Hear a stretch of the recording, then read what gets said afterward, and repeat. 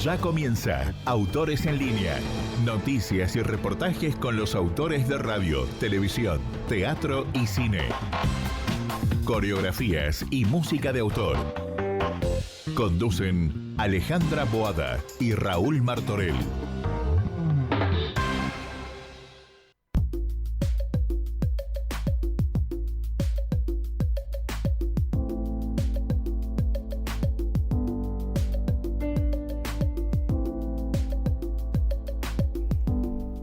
¿Qué tal? Buenas tardes. Hola Raúl, ¿cómo estás? Buenas tardes, Alejandra. Feliz de otro Autores en Línea. Línea. ¿Cuántos llevamos? Y casi 400. Hay muchos 400, autores que están en sí. línea para No, participar, tenemos todo el ¿no? año ocupado ya, así que tenemos todo y para el año que viene también ya tenemos, porque los voy anotando. Porque como hacemos un programa de una hora, y los ¿viste? que hacen temporada ya Claro, saben y ya están nos ahí. están contactando. Qué bueno. Así que bueno, vamos a agradecerle a todos los autores del mundo entero que nos contactan, que nos ven también de diferentes países, de Estados Unidos, de Europa y todo Latinoamérica, ¿no? Nos Sí, ven, sí. y los países limítrofes, todos nos escriben y nos contactamos con otros autores.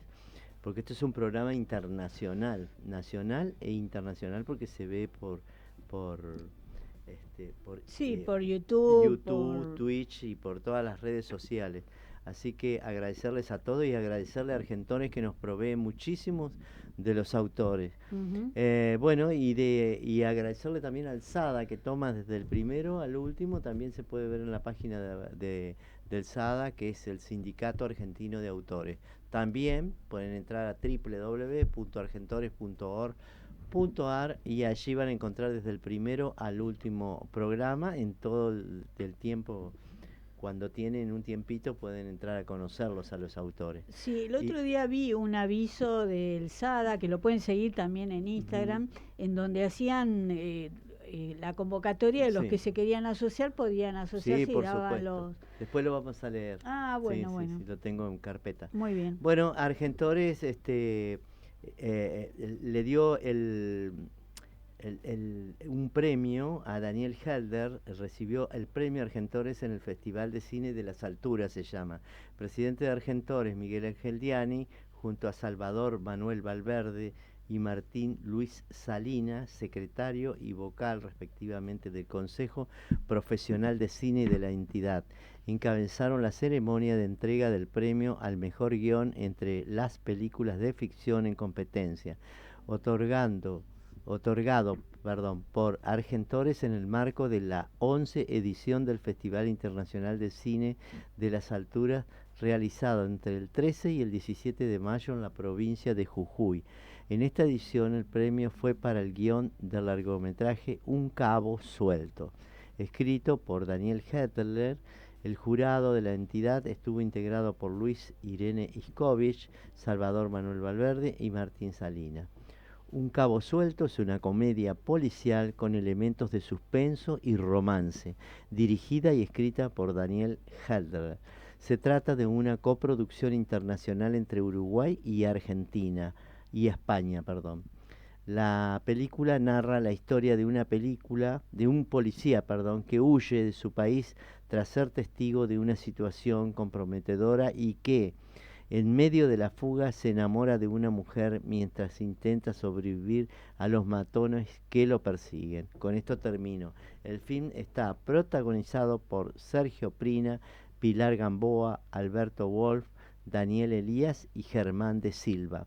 Así que los invitamos a entrar a la página de Argentores y allí van a ver toda esta nota mucho más extensa y la foto, digamos, con la entrega del premio que le da Argentores y que lo distingue, ¿no?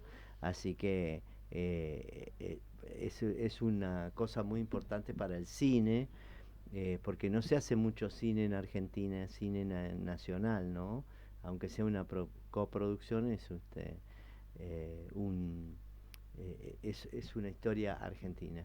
También lo felicitamos a sí, Daniel por Hendler. supuesto. Pronto lo vamos a tener por acá, Sí, ¿no? sí, por supuesto, ya lo estamos contactando para hacer la nota. Quería comentar, si quieren, lo que habíamos comentado del SADA, en Instagram se llama Sindicato de Autores, Sí. @Sindicato de Autores, y ahí pueden ver toda la Perfecto. información que habíamos dicho. Sí, sí. Muy bien, Raúl, vamos a presentar a nuestro invitado. Todos los autores tienen la palabra en Autores en Línea.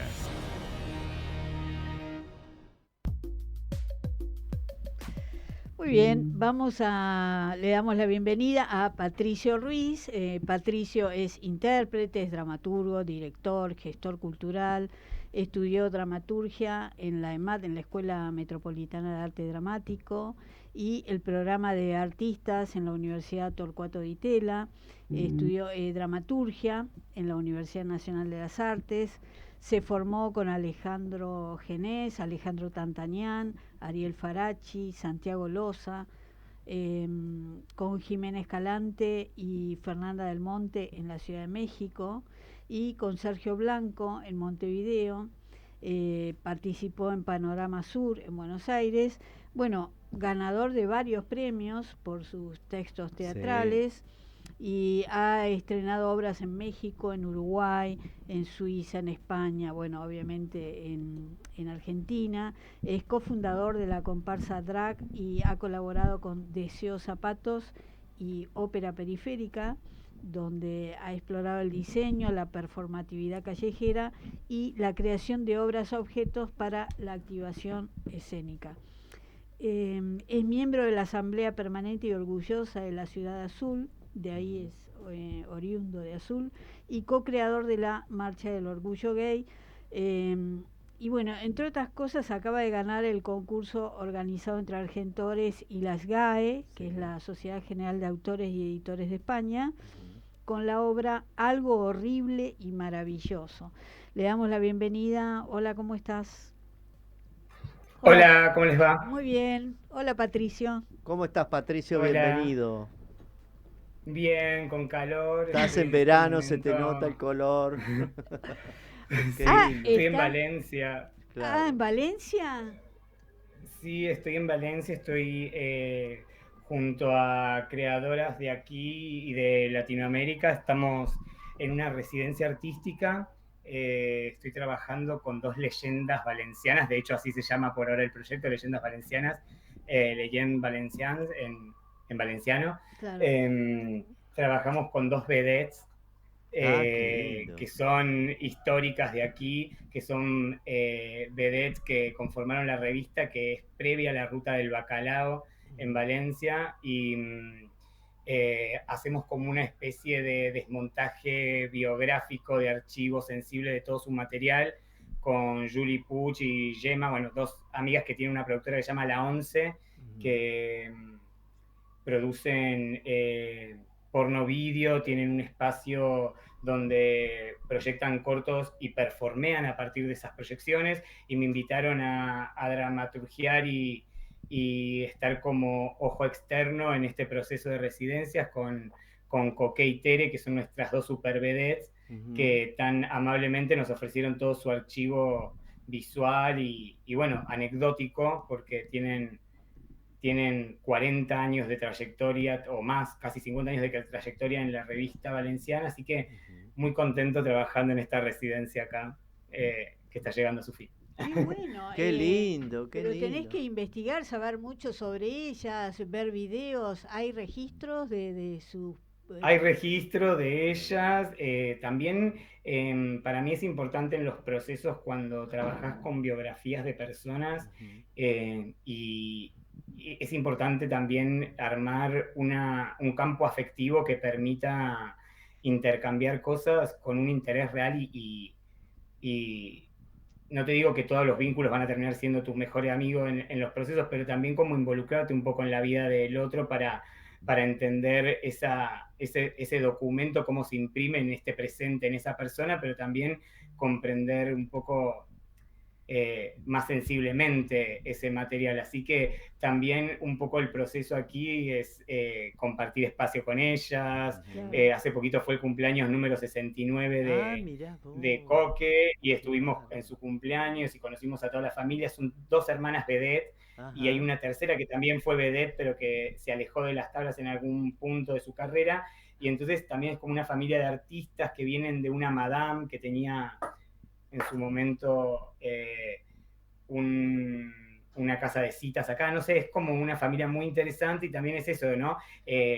Meterse en un poquito en la vida del otro, comprometerse desde ahí, compartir espacios y ver también qué nos interesa de atravesar juntos de ese proceso, porque a veces también cada uno ve una potencialidad en lugares muy diferentes y a ver cómo vamos ahí armando juntis ese archivo. Claro. Y también porque las chicas que son Gemma y Julie van desde la danza y desde la perfo, vamos como rearmando esa biografía más escénicamente. Por ejemplo, hay una anécdota que nos cuentan que cuando hacían toples en la playa en Valencia, sufrían muchos ataques de piedrazos, ¿no? Como y entraba algo de esta idea de la Magdalena y los piedrazos y estas divas, y un poco la recreación de esa escena la estamos trabajando desde la danza, desde un laburo más coreográfico. Entonces, bueno, cómo esas imágenes que ellas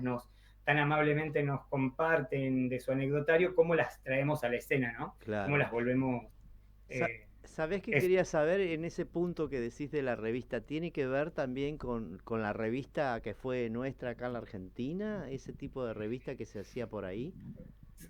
Claro, comparten muchísimos códigos, como justo ayer estábamos grabándolas para tener así también un poco de material audiovisual para seguir trabajando la dramaturgia, y en un momento salió como esta idea de la distribución de la cabeza, que era la super vedette, las 2 primeras vedettes, las modelos, el cuerpo de baile, y un poco obvio te recuerda a toda la revista. No sé si vos la conociste, pero... No sé si conociste la revista en su apogeo, pero era así, tenía la vedette, la media vedette, las figuritas, los primeros bailarines y así sucesivamente. Bueno, yo tengo 37, por lo que no conocí la revista en su apogeo. Claro. He ido a revistas como buena marica fanática de los Dixit de Moria, entonces siempre como tratando de estar ahí cerca del universo así más Moria también en algunos momentos, pero también es algo como que la revista representó, y acá lo hablamos, como algo muy, es de una época en particular, su época dorada es pre-televisión, porque también de ahí era la farándula, ¿no? Como las estrellas, después como en los 90 pasa a hacer un entretenimiento más de temporada, como que tiene una vida, aquí tiene una vida también diferente, algo de lo que intentamos rescatar un poco igual con la revista que estamos trabajando acá, es replantear cierto lugar del erotismo que estos cuerpos llevaban a la escena y cómo repercutía en el erotismo de quienes habitaban como espectador, público. Claro. Exacto. Y un poco también pensar en estas vedettes que hoy tienen 60, 70 años, cómo viven el erotismo hoy estos cuerpos que tal vez para un mercado de consumo como es el de los cuerpos objetivizados y que son por lo general mujeres con ciertos estándares de belleza y productivos, cómo viven hoy ese erotismo, cómo sienten el erotismo y cómo ven el erotismo desde este presente hacia eso que hacían. Entonces nos estamos centrando más un poco tal vez en eso que en la revista como una melancolía de... Claro, sí, se entiende. El erotismo del ayer, como se vive hoy, que es mucho más libre. Y también lindo algo que nos decían ayer, que pensamos como ellas decían que con lo que con el arte del erotismo, nos decían no es fácil erotizar. Y cuando venían las parejas, ellas erotizaban a las parejas para que luego tengan una repercusión concreta en sus vidas. Y hay algo del teatro que intenta estar ahí en la vida de los otros y me parecía muy, muy concreto ese ejemplo, ¿no? Claro. Como erotizábamos para erotizar a esos dos y que tenga una repercusión directa la obra que vinieron a ver. Eso me parecía muy interesante. Qué buena investigación hiciste. Te voy a decir lo último y te dejo con Alejandra, que está ansiosa por preguntar. Dale. Estás hablando con alguien que fue uno de los bailarines de la catedral de la revista del Maipo, y digo, qué buena investigación hiciste, porque lo contaste exacto.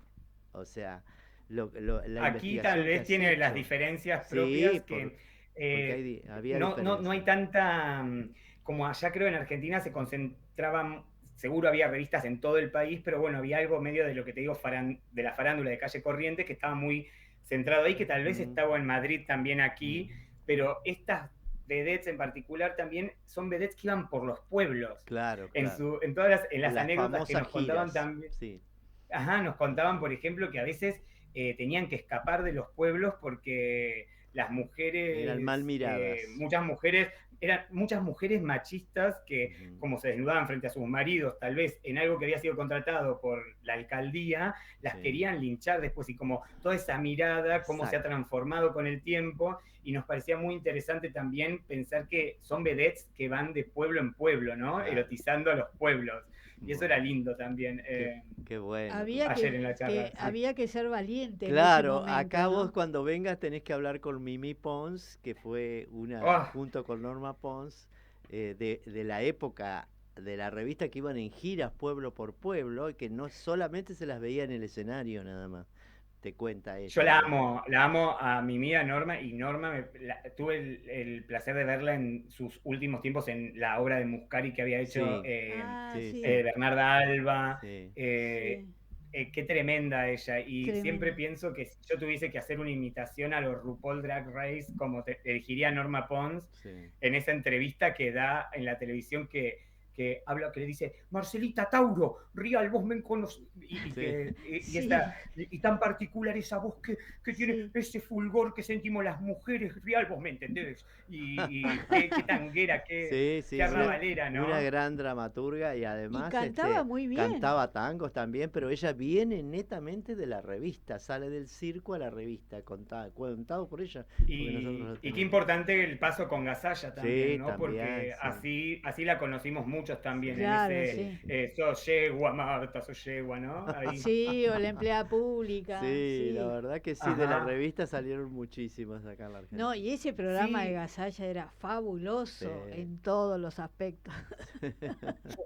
Yo soy muy, si bien trabajo mucho en la perf, en la dramaturgia, para mí mi casa siempre fue el cabaret y la noche, el teatro en la noche, como siempre lo sentí como un vector para afectar espacios, y en ese sentido el cabaret tiene eso, la revista, el burlesque, es muy de atravesar, ¿no? Como, bueno, con el erotismo en muchos casos, pero también políticamente.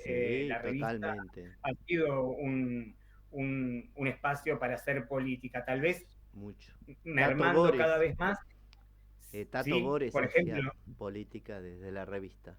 Sí, siento que hubo una cooptación igual en los 90 y hacia los 2000, cierta derechización de la revista, o cierta banalización de lo político dentro de la revista, o tal vez un poco más de este sentido común, que tiende a ser un poco fascista el sentido común, porque deja en la generalidad a muchas particularidades afuera. Entonces siento que tal vez la revista ha tenido ese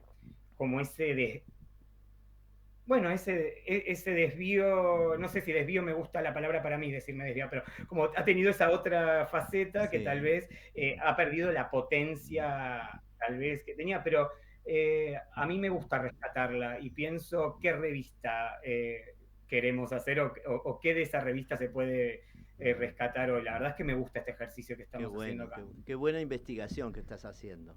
¿Y cuál fue la primera pregunta que te surgió cuando empezaste a ver la historia de estas dos mujeres y que dijiste, quiero saber esto, y acercarte y hablar con ellas y preguntarle?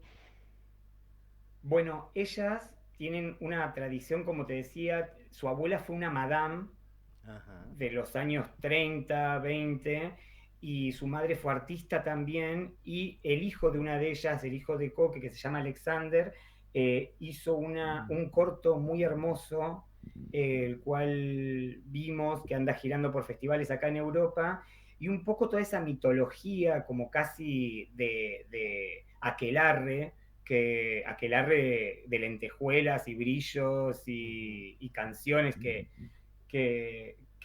vi, bueno, ya de por sí me llamó la atención porque son universos que me interesan indagar, los universos fantásticos, femeninos, de fantasía, de cancán, de taco Claro. y monstruosidad. Había algo ya de eso que me llamaba muchísimo la atención, ¿no? Como de cierto también revalorización de esas divas del, no sé, como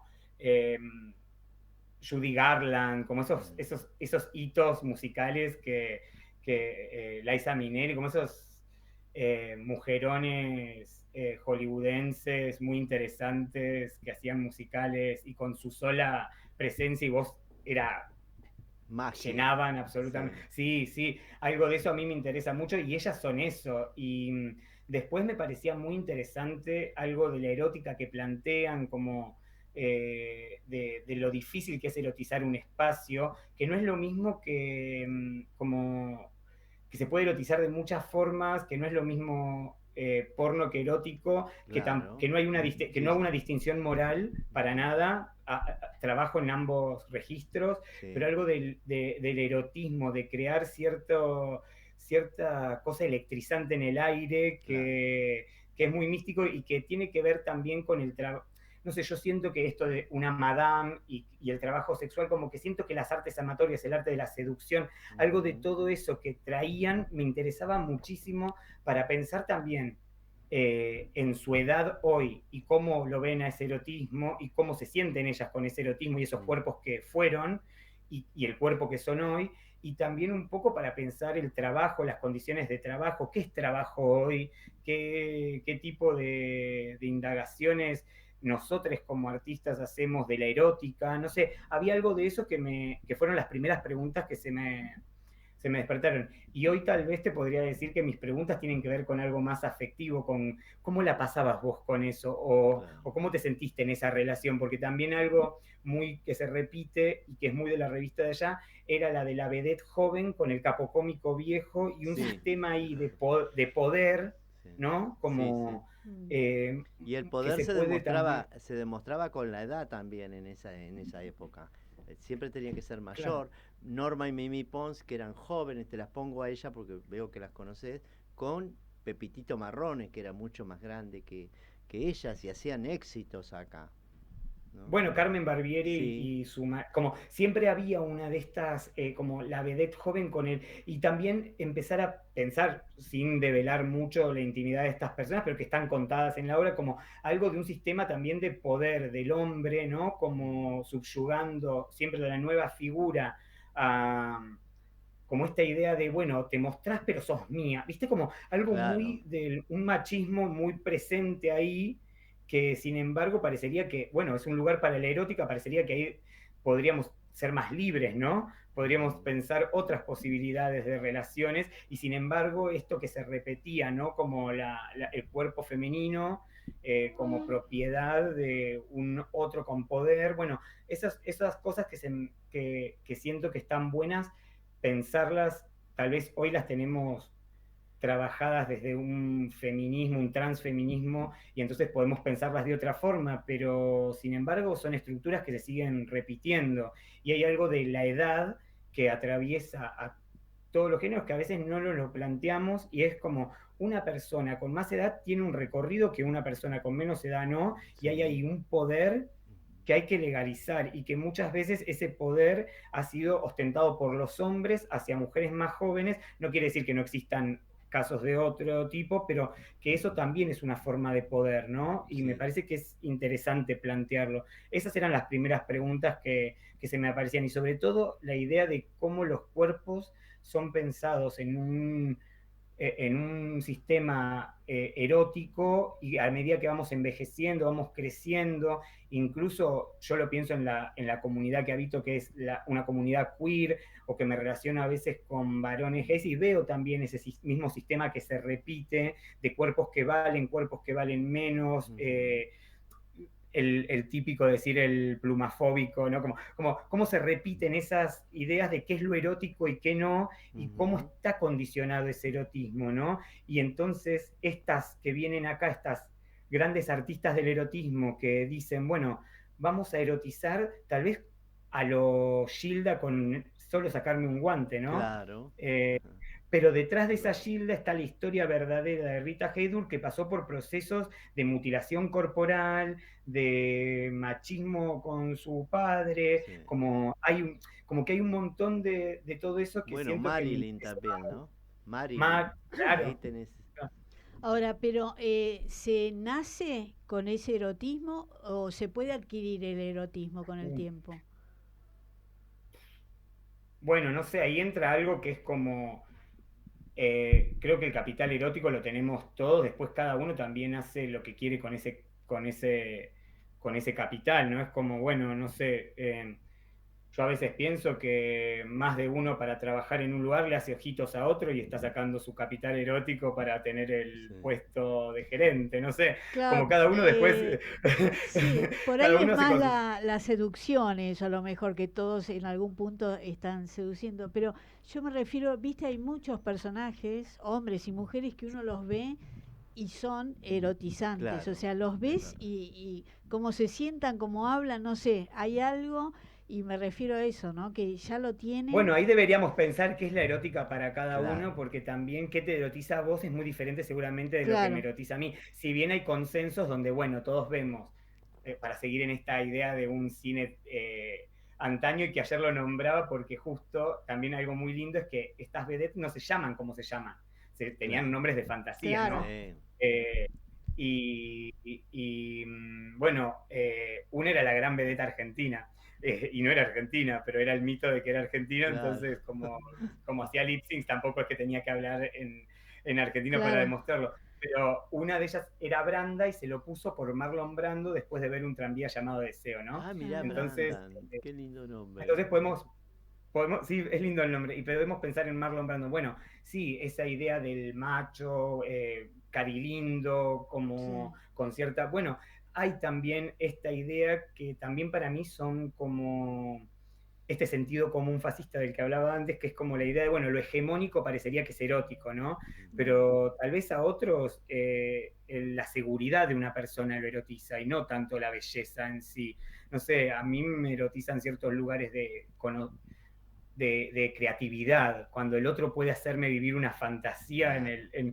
en lo que me está contando y todo, hay algo ahí que me erotiza, por ejemplo, ¿no? Me erotizan las personas que escriben muy bien, no sé, hay cosas claro. que como que ahí hay que pensar un poco la erótica y siento que es algo que supongo que se entrena también, estas vedettes lo entrenaban, Totalmente. era a ver cuántas formas de sacarme la media Claro.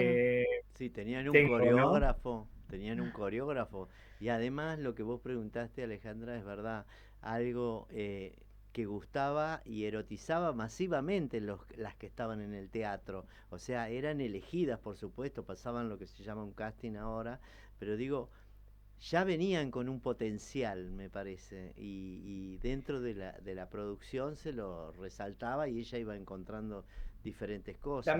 También supongo que es las ganas que tengas, ¿no? De Claro. hacer, como, para mí es importante revalorizar eso, como pensar en otra vez en el deseo. Cuando hablábamos ahora con ellas, aparecía mucho el deseo propio, ¿no? De erotizar un espacio, de mostrar, de ser percibida, de ser deseada. El deseo de ser deseada, ¿no? Como también hay algo de ahí de darle importancia a esas ganas, a eso que te afecta a vos también, porque a veces siento que se pierde mucho en la o en la idea del resultado y también tiene toda una construcción de, bueno, yo quiero ser percibida de esta forma, yo quiero Mm. gustar, yo quiero que la gente cuando atravieso este lugar quede afectada por cierta erotización, cierta calentura, cierto deseo, ¿no? Como, y eso la noche y las artes de la revista lo tenían mucho y las vedettes eran magas de eso. Sí. Así Sí, que sí. Hoy actualmente están en pareja las ellas señoras. Sí, sí. no viven juntas, son Coquey y Tere viven juntas, viven Ah, aquí en Valencia. no tiene pareja. Están el hijo de Coque es alguien, Alexander, con quien ya somos amigos y con quien las visita mucho. Y claro, hacen teatro, siguen formándose teatralmente porque les gusta ser actrices. Así que es un poco, y ahora nos encontramos en este enamoramiento que pegamos entre la 11, que es esta compañía que me invita a participar, ellas, y de pronto estamos formando nuestra propia comunidad, ¿no? Nuestra propia pequeña familia, que hay algo de eso también de la revista y de lo que contaban ayer, de moverse de pueblo en pueblo, que se genera una pequeña familia, ¿no? Como, bueno, nos conocemos, trabajamos juntos, convivimos, hacemos la función y volvemos a la convivencia. Fueron En este al caso, cumpleaños, Claro. al cumpleaños. Sí, sí. Y sí. ellas, estas dos... Y comimos. Perdón, estas dos mujeres en su carrera de vedette y ahora como actrices también, el público las reconoce. Sí, no, o sea, también es... pensá que hoy tienen 70 y 65 y terminaron sus días de vedette a los 40 y pico. También hay una brecha ahí de gente. Pero, por ejemplo, siguen siendo personas reconocidas. El otro día íbamos en el metro y alguien les dijo, ay, ustedes son dos vedettes, y como nos pasa eso, obvio, porque también hay algo que sucede mucho en una Argentina que a veces se invisibiliza por ser tan porteñocéntrica muchas veces la idea teatral, y centrarse mucho ahí, que sucede que cuando vas a Córdoba, la que hace teatro la saluda a la gente porque sabe que está haciendo teatro para la comunidad, para la ciudad, como sos pequeña... como se diría, una pequeña estrella de tu comunidad también. Lugar, sí. Claro, entonces aquí hay algo de eso que es muy vigente, como también pensá que aquí se habla valenciano, así como el catalán en Cataluña, entonces como que también hay algo de la comunidad que está muy presente de sus propias estrellas, ¿no? De sus propias mi pregunta fue porque acá en Argentina tenemos a Moria Kazan, que la nombraste, que logró trascender la revista y ganar premios como una actriz dramática. Yo no sé si en todo el mundo pasa lo mismo. Por eso yo creo te preguntaba, porque Carrey, perdón, no, si te pones a pensar como Jim Carrey, que hacía Tonto y Retonto y Ace Ventura, de pronto se pone a hacer películas dramáticas, o mismo Francella en Argentina, o gente que tal vez, te estoy nombrando esto como porque son como hitos gigantes, pero creo que en todo... sucede así, no sé, casos más como Griselda Siciliani, que es alguien muy conocida ahora, que puede hacerte reír, hacer una comedia musical con Casella y de pronto hacerte llorar pero vos sabés que es ahora porque está muy abierto todo, pero en aquella época, te llevaba a la época de estas dos mujeres, era más cerrado para las mujeres. Si eras de la revista, eras de la revista, y a Moria yo supongo que le habrá costado un montón, ¿no? Trascender para llegar, por eso las asocié por la edad, ¿no? Bueno, también ahí hay un reconocimiento para mí a las luchas feministas en todos los espacios, así incluso a las personas que les cueste decirse feministas por 10.000 cosas que no sé, no me voy a meter ahora en esto, pero como ha habido una lucha por el reconocimiento y por también romper... la idea del género no solo se aplica a lo identitario, como también romper los géneros en las películas, en el cine, en lo que uno hace. No sé, a mí me interesa más la gente curiosa que quiere andar por muchos lugares que el que está encerrado y enfrascado y quiere... A mí me interesa, pero también es un interés. Hay gente que le gusta mucho ese que está indagando en eso, y también es válido, pero a mí me gusta esa promiscuidad en el quehacer, donde, bueno, estoy haciendo drama y de repente comedia y de repente dirijo y escribo esto que se me ocurrió. A mí me gusta un poco eso. Pero está no bueno. sé, pienso en gente... Está bueno en esta época, estamos todos abiertos a eso, porque... Bueno...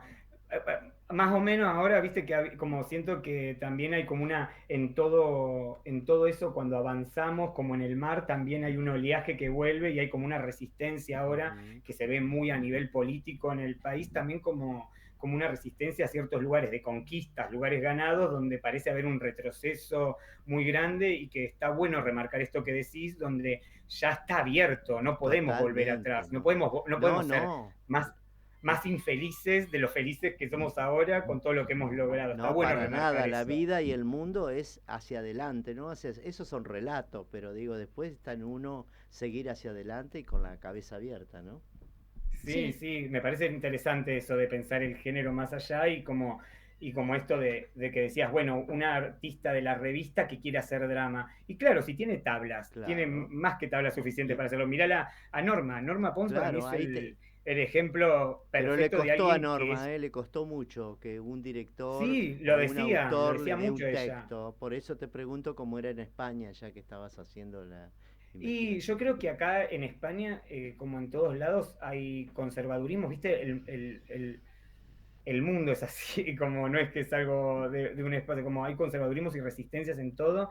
Siento que lo importante es encontrar las alianzas para crear esos otros espacios, saber que uno no se hace solo, que estamos No, diciendo nombres, pero que en todo eso hay compañías, por hay supuesto. gente trabajando detrás, al lado, a los costados, autores, coreógrafos, directores, amigas, hay un montón de gente trabajando para que una también pueda investigar. Yo lo que más rescato de este proceso acá ahora en Valencia que estoy haciendo es que estoy con un grupo de amigas, estoy Claro. con un grupo de trabajo de gente que quiero, que me interesan porque son personas que me interesan sus vidas, viste, como eso un poco, y que con ellas vamos viendo qué lugares queremos tocar y cuáles tal vez tocamos y no nos interesa tanto.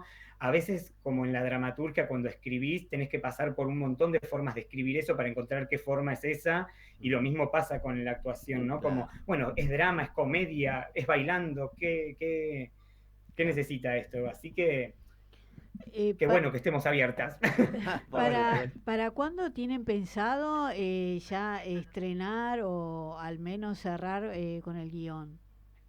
No, esto es un proceso que vamos a estar viviendo lentamente también porque como yo no estoy acá en España y tengo la suerte de estar con trabajo acá en Europa en este momento, por lo que me queda un tiempo trabajando acá. Ahora lo próximo que voy a hacer es ir para Zurich, donde estoy haciendo una perfo que se llama Anal Fantasy, que es de cabaret, Ujú, donde planteo al culo, al ano, Sí, sí. como un personaje ujú. titiriteable y trabajo con distintas lenguas y voy a estar en un festival que se llama Picante, donde va a estar Chocolate Remix, Martín Gullman, estas personas son de Argentina, por eso las nombro, y bueno, muchos latinoamericanos tocando. Es un festival que hace escénicas, fiesta, música, y después de eso voy a Art Basel, que es un mercado de arte contemporáneo muy importante acá en Europa. Art Basel Ujú.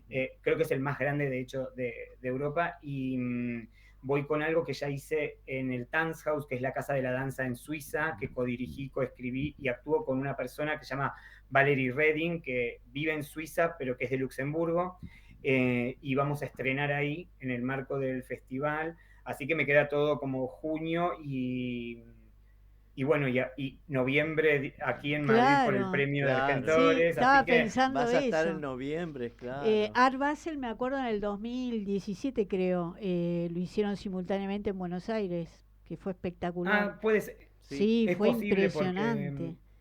es En muy hermoso lo distintos que sucede en Art puntos, Basel. distintos puntos de la ciudad, había Sí. performance, había de todo y Hermoso fue fue. fabuloso. Sí, yo Increíble. lo tengo todo documentado, pues Ah, fui a casi acá todas tenés una documentalista, así que. porque duró como 10 días y eran en distintos lugares y traté de ir a casi todos, ¿no? Era Claro. ir de un lado para el otro. Fue impresionante. Nosotros trabajamos con Valerie, que es una coequiper y muy amiga ya a esta altura, porque la conocí trabajando en Suiza. Yo vine a Zurich, bueno, vine a Europa en el 2024 a hacer una performance que se llamaba Fears and Affections, Ujú, con la artista visual Vicky Papagni y ujú, un artista visual de Zurich que es Toby Weiss, y con ellos hicimos una performance que duró varios meses, donde trabajamos con cucarachas vivas que son ¡Ay, de un vivas! criadero de Tobibi sí, y eran las que nos hacían movernos. Las teníamos sobre el cuerpo, un cuerpo desnudo que les hacía de escenario a ellas, claro. y un poco la performance atravesaba algo del cuidado de lo que está previsto para morir, porque uno piensa en una cucaracha y piensa en matarlo, en la plaga, y cuidar algo tan pequeño y que es tan frágil.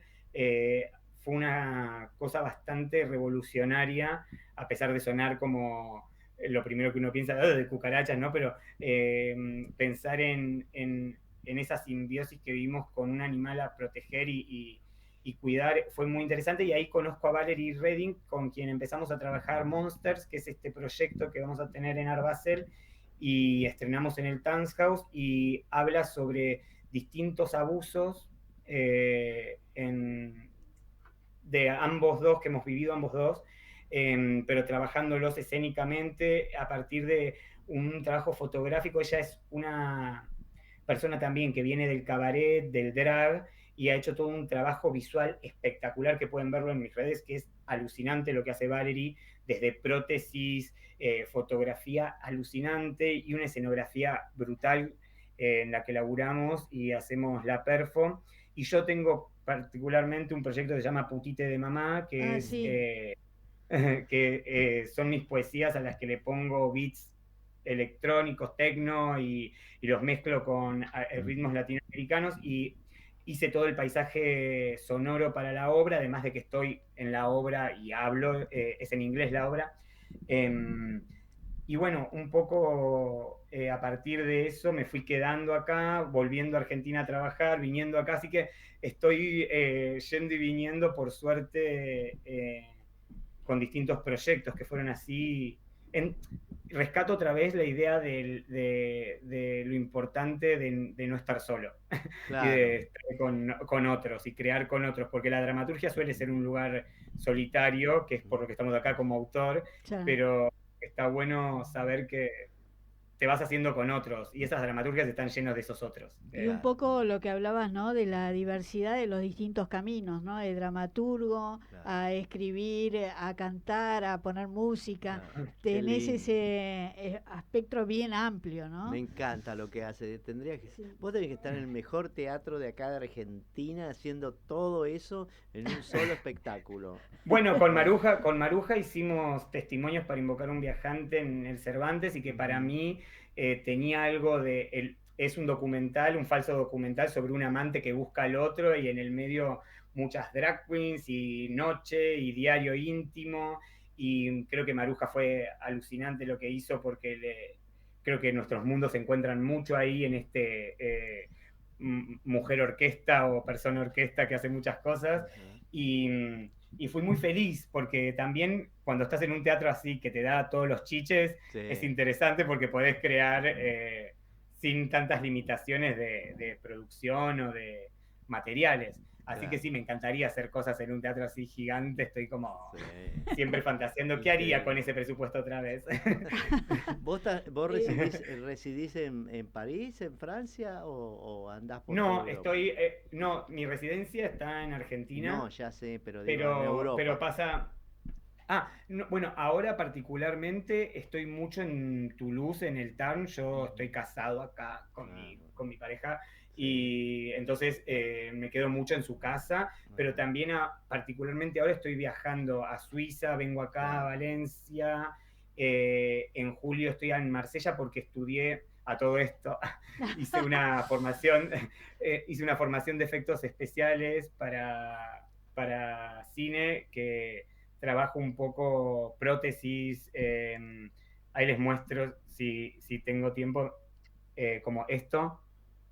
Ah, qué hermoso. Ay, no, qué impresión. Yo digo ¿Cómo que que hermoso, hermoso? porque me parece un trabajo increíble, no es de verdad. No, ya De eso sé. se trata. Y porque siempre me gustó el maquillaje, y sobre todo quería, como a Putite, que es esto, siempre quería llevarlo a un lugar. Para mí la inspiración de Putite es como una especie de Luca Prodan queer, como si como y de persona que se pelea en la noche por sus derechos, pero que también tiene esa violencia muy a flor de piel, entonces que puede venir con un tajo. Entonces siempre yo quería como hace mucho crear este tipo de prótesis y demás, entonces me fui a Marsella, donde estuve también trabajando en un cabaret que se llama el Shit Show, con Putite también, y haciendo esta formación. Y bueno, nada, como de repente conocí mucha gente ahí y eso te deja afectivamente como abierto un espacio al que volver, al que seguir haciendo cosas, al que construir con otros. En París tengo muchos amigos, en Barcelona tengo muchos amigos, Buenos Aires es mi casa y entonces ahora próximamente seguro esté haciendo algo muy lindo allá, pero no quiero adelantarme porque uno se ilusiona mucho y después tal vez no sale y la caída después es tipo... Sí, no hay que decirlo. Pero bueno, es ir y venir. Un poco, una vez bueno Mauricio eso. Cartún le conté que estaba como en este ida y vuelta y me dice, es oxigena, y es verdad, Claro. como te deja, y me siento muy, en este contexto que está viviendo la Argentina, me siento muy privilegiado de poder hacerlo. Claro. Y Pero además viajar y y trabajar en diferentes países te hace crecer por ver toda la cultura de cada país, ¿no? y Para conocer todo lo que sea el gente, arte, gente que están, claro. para mí lo más interesante que uno puede hacer como artista es acercarse a otros, Ujú. tocarse con otros, crear espacios de red, escuchar otras Totalmente. historias, Intercambiar otras formas cosas. de ver. Ujú. Sí, sí, perdón, dime. Sí, no, digo, intercambiar todo lo que sea, toda esa cultura del arte, ¿no? Perdón, Sí, antes de terminar quería que me sí, cuentes un poco de la obra Algo Horrible y Maravilloso, que es la que ganó y se va a hacer un semimontado en Madrid sí, en noviembre. ¿De qué se trata? Bueno, la obra la ok. estrenaron. Sí, la obra, bueno, Algo Horrible y Maravilloso tiene este recorrido que te digo de encontrarse con otros y de la importancia de encontrarse con otros. Yo llego a ese proyecto porque Amalia Tercelán, eh, gran amiga con la que estudié en la UNA, en el posgrado de dramaturgia de la UNA, me invita porque tenía que ella con Pilar Ruiz dirigían a los egresados del 2024 de la EMAD, y me dicen, mira, queríamos que escribas vos la obra para ellos. No tenemos más material que el, a ellos como documento, como que te contarán que en un momento dijimos, bueno, a ver qué les gusta a cada uno, como indagar un poco en cada uno de los chicos que iba a formar parte del elenco, y que querían hacer algo en el mar, ¿viste? Ujú. Como me dijeron, el mar, como espacio. Ajá. Y así de amplio como el mar era, también dije, ¿qué hago? ¿No? Tenía que escribir para 14 personas, era muy ambicioso escribir para 14 personas, Son son 14 muchísimos, personajes, claro. sí, son 14 personajes y también yo creo que en esto que hablábamos del comienzo, de cómo te encasillan y de cómo estás a veces muy, ¿no? Como puesto en un lugar en particular, yo siento que muchas veces, y no porque, y también es para pensar esto, el otro día escuchaba a Juan Serrauch en una entrevista que hablaba, que le preguntaban sobre un teatro queer y si se enmarcaba en ese teatro y pensaba en una tradición de lo queer y del teatro queer, y obviamente los movimientos queer que uno puede hacer no es tanto por la temática, sino por qué se mueve dentro Claro. de esa obra, qué cosas se corren de las lógicas más históricas, heteronormadas, o incluso normadas, sacar el heteronormada, normadas de una idea de, por ejemplo, la narrativa, la ficción y demás. Y creo que ahí está mi movimiento queer, pero yo quería que no se tematizara en esta, sino que los movimientos estén más dados desde eh, cómo contar o cómo se entrelazan estas historias. Y entonces lo primero que hice fue pensar, bueno, me dieron el mar y en la entrevista que hicimos con los chicos me contaron sus incertidumbres, qué temas les rondaban por la cabeza y aparecía mucho el tiempo, ¿viste? Como la idea del tiempo. Eh, y para mí era un tema. Yo vengo de una situación heavy con perder a mis padres de COVID a Ujú. los dos, de de pensar la muerte como algo muy presente y constante, y entonces pensar el tiempo en, en la ausencia. El mar es un gran atrapa nostalgias, ¿no? Como es tan grande, es tan inmenso, uno se para ahí enfrente y piensa en el tiempo, y piensa en el tiempo del mar y dice, este mar estaba igual hace 2 minutos y yo ya envejecí, y qué alberga ese mar dentro que no puedo ver y que nunca podré ver en su totalidad, y cuántos naufragios tiene ese mar. Entonces, había algo del tiempo que ya el mar me lo daba, y técnicamente quería como responder algo de eso, ¿no? Como que quería ponerme bien técnica en esta obra, como que decía, bueno, ¿qué de eso, qué del mar me da forma para poder hacer la obra? Y pensé mucho en el oleaje, ¿no? En cómo las olas se montan una encima de la otra, en cómo se vuelven espuma antes de llegar, en cómo de repente se forman olas gigantes cuando venían de algo que parecía pacífico y en la orilla impactan tremendamente, en nuestras escolleras, en cómo se generan encuentros de olas que terminan produciendo remolinos, ¿no? Quería pensar en esa formalidad de lo que yo llamé ahí la voluntad de las olas, ¿no? Y entonces, a partir de eso dije, bueno, estos personajes se montan así, hablan así, de repente se montan en el discurso del otro, conviven en la misma historia del otro, se parecen pero no son de la misma línea temporal. Y entonces empezaron a aparecer en esta playa, si se quiere lo acoté mucho más y dije, bueno, todo va a suceder en la misma playa, pero en universos o tiempos diferentes, o tal vez esto me puse muy también estaba como muy, creo que es una de ciencia ficción, a veces pienso eso, y estaba pensando mucho la idea de los universos alternativos a partir de un cambio en las líneas temporales, y entonces cómo esto que se parece puede ser el futuro de esto o el pasado de esto, pero tal vez no en la misma línea temporal, sino en una variación del mismo suceso, pero en el pasado, ¿no? Y entonces apareció el personaje, por ejemplo, de la vagabunda, que podría ser perfectamente la niña que construyó el castillo y que es una niña que se pierde en la playa y que queda para siempre sola y que crece como la vagabunda.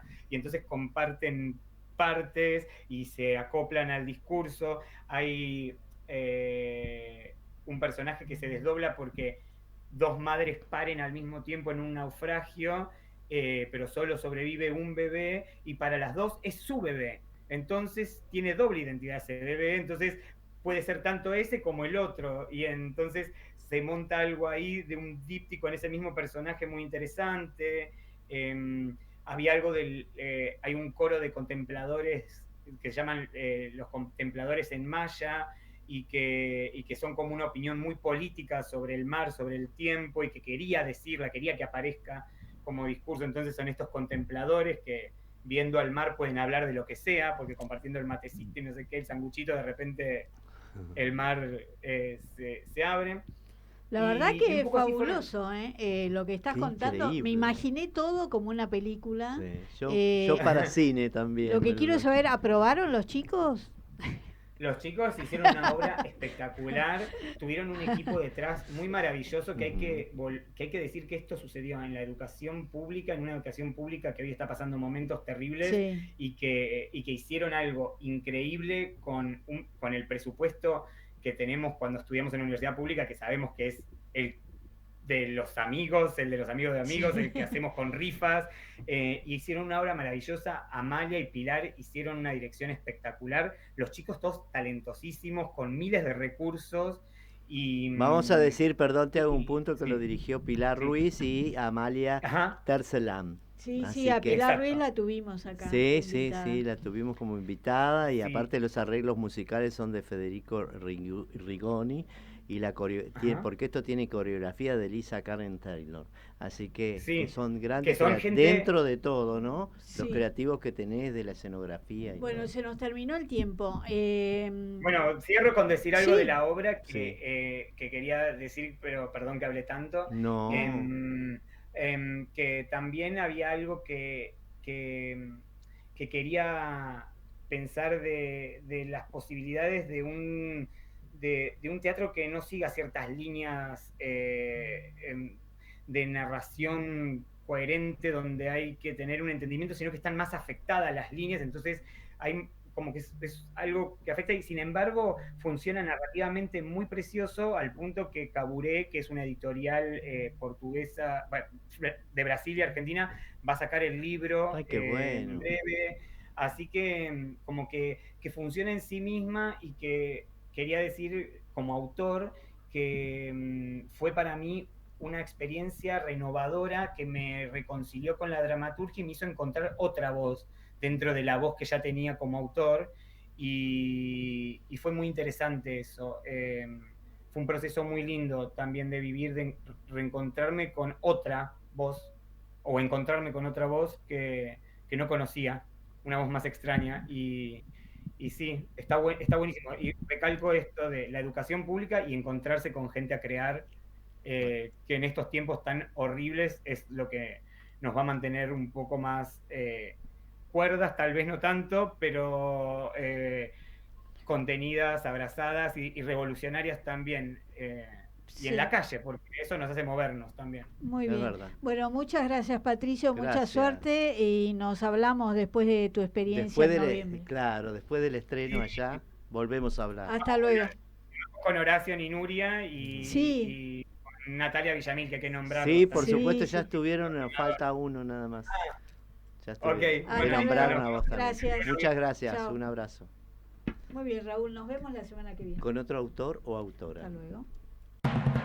Esto fue Autores en Línea. Nos reencontramos el miércoles a partir de las 3 de la tarde. Autores en Línea.